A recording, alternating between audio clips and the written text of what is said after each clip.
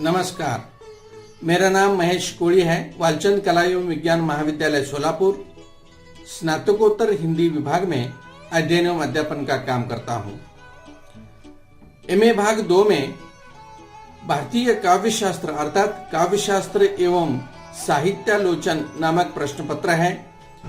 काव्य शास्त्र के अंदर अर्थात काव्य शास्त्र को शुरुआत करने से पहले उनके पूर्व प्रस्तावना के रूप में कुछ आवश्यक अत्यंत महत्वपूर्ण जानकारी लेना अत्यंत आवश्यक है।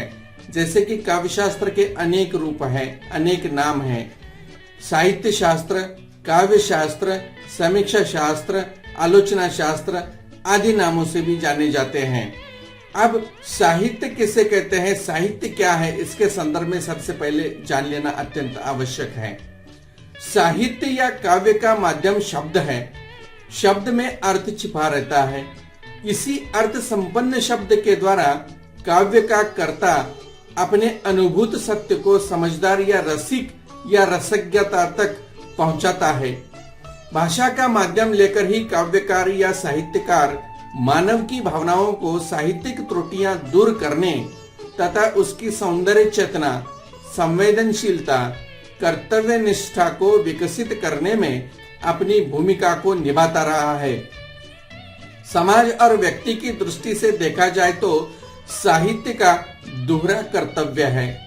साहित्य में समाज का प्रतिबिंब दिखाई पड़ता है, तो दूसरी ओर साहित्य समाज को नई दिशा भी देता है।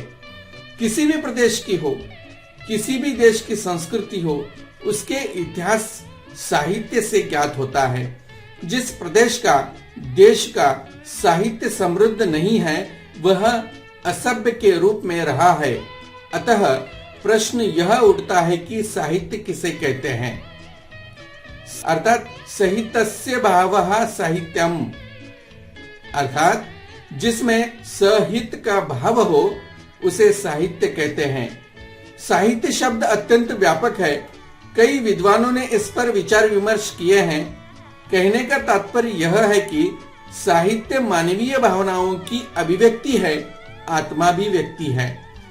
साहित्य को देख लेने पर अब प्रश्न यह उठता है कि शास्त्र किसे कहते हैं, अर्थात साहित्य को देख लेने के बाद अब शास्त्र किसे कहते हैं, यह भी देख लेना अत्यंत आवश्यक है। शास्त्र किसे कहते हैं? व्यापक अर्थ में किसी विशिष्ट विषय या पदार्थ समूह से संबंधित वह समस्त ज्ञान जो ठीक क्रम से संग्रह करके रखा गया हो, वह शास्त्र कहलाता है। जैसे भौतिक शास्त्र, वास्तुशास्त्र, प्राणी शास्त्र, अर्थशास्त्र आदि। यह शब्द विज्ञान का पर्यायी है, किंतु धर्म के संदर्भ में शास्त्र उन प्राचीन ग्रंथों को कहते हैं जिनमें लोगों के हित के लिए अनेक प्रकार के कर्तव्य बतलाए गए हैं और अनुचित कृत्यों का निषेध माना गया है। कहने का तात्पर्य यह है कि शास्त्र वे धार्मिक ग्रंथ हैं जो लोगों के हित और अनुशासन के लिए बनाए गए हैं। हिंदुओं में वे ही ग्रंथ शास्त्र माने गए हैं जो वेद मूलक हैं। इस प्रकार आगे चलकर साहित्य शब्द को शास्त्र से जोड़ा गया, जो समीक्षा शास्त्र के अर्थात साहित्य शास्त्र के नाम से जानने लगे। इससे पूर्व इसका नाम अलंकार शास्त्र था। तत्पश्चात इसे सौंदर्य शास्त्र भी कहने लगे, किंतु सौंदर्य को अत्यंत महत्वपूर्ण मानने पर भी इसे सौंदर्य शास्त्र नाम नहीं दिया गया। मात्र मध्य युग में हमारे शास्त्र के लिए साहित्य शास्त्र यह नाम दिया गया। इन नामों के अलावा अत्यंत प्राचीन नाम क्रियाकल्प था। इसका उल्लेख 64 कलाओं की गणना करते समय किया गया था। अतः इस शास्त्र का आधुनिक नाम समीक्षा शास्त्र है। इसी समीक्षा शास्त्र को साहित्य शास्त्र, काव्य शास्त्र के नाम से जाने जाते हैं।